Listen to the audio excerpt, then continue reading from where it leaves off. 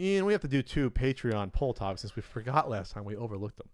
So the poll topic from a couple weeks ago was a study that was done. This one, I guess people wanted us to get into the nitty gritty of this. We'll try to do it like in 5-6 minutes. A study done for strong friendships mitigate depression associated with excessive video gaming in teens. So yeah, this was a cool. This is a really neat study done in the Netherlands. So we had talked about on the podcast before about how they were thinking about clinically classifying video game addiction as a mental disorder. Sure. And they were talking about, depression and, all the sorts of side effects and whatnot about that. And this study essentially aimed to see if, was this really sort of, is this really because of video games? Is this because of a real genuine addictive like qualities? Or is it maybe just because, you end up kind of secluded or by yourself when you're playing them, and maybe it's a lack of social interaction and stuff like that. Well, they did the study, and people who play a ton of video games or excessive video games, more than 4 hours a day, if they're staying socially engaged with other people, it actually shows that those behaviors, that depression, the addiction-like qualities, are actually much lessened when they are doing so while also engaging in Twitter, Skype, Facebook, Discord, or any other sort of social network that allows them to stay connected with other people. And this does not surprise me at all. It's, a lot of times we look at how, we look at video games and stuff like that and how the world changes. And, when we were young, this sort of stuff wasn't around as much or prevalent. And it's easy to look at someone who's younger and doesn't want to go out and socialize or feels,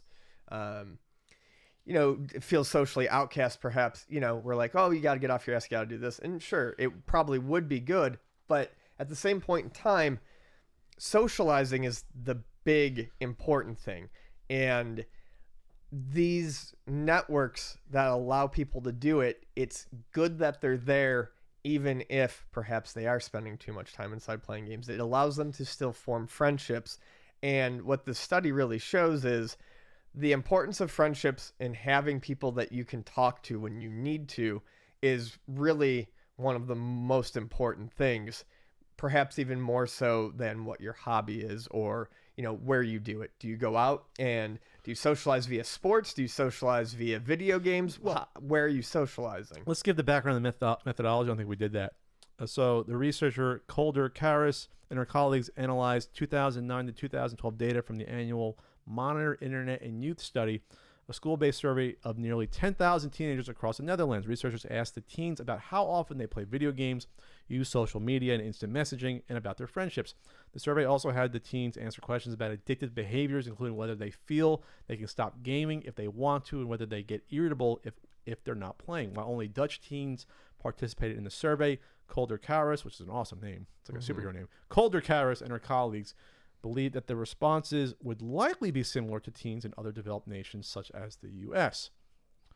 So, I mean, it's not shocking that if you have a social group or ties, you'll most likely be less depressed. I think the mistake people get when it comes to video games is that they look at causation versus correlation. And if you excessively play video games, that doesn't necessarily mean that that'll make you depressed. But if you're depressed, you might be drawn to excessive video gaming because it's secluded and that's just what you're comfortable with, and you get sort of just locked in.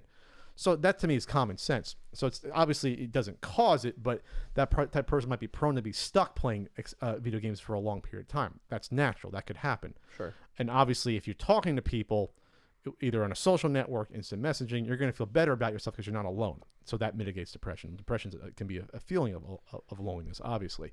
So what's good is that it doesn't. Yeah, they even said that in the article.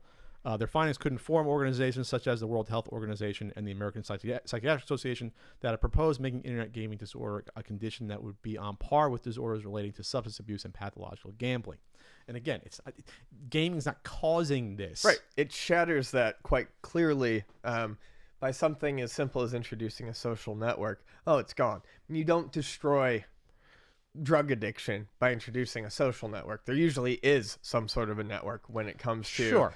like alcoholism in bars or stuff like that. Yes. So when people talk about stuff like video game addiction, it's scare tactics from people who Yes. don't understand what the fuck they're talking Those are about. individuals that probably already have a condition or problem. Right. And they're just playing a lot because that's their only way of existing. Right. It's like watching tons of TV. That used to be what it is. Oh, you're rotting your brain watching 8 hours of TV a brain, or back in the day what was that used to be the thing you say, it's you don't hear about it as much anymore probably because it changed society, but yeah, it used to be we'd be like, oh, the housewives that watch 6 hours of soap operas every day, like that's all they would do. Like my mom used to get stuck watching soap operas for hours at a time, and that probably wasn't the best for her. Yes, it was entertaining, but how much of that can you take before it affects your brain? Right. But that doesn't necessarily mean that the soap operas caused it.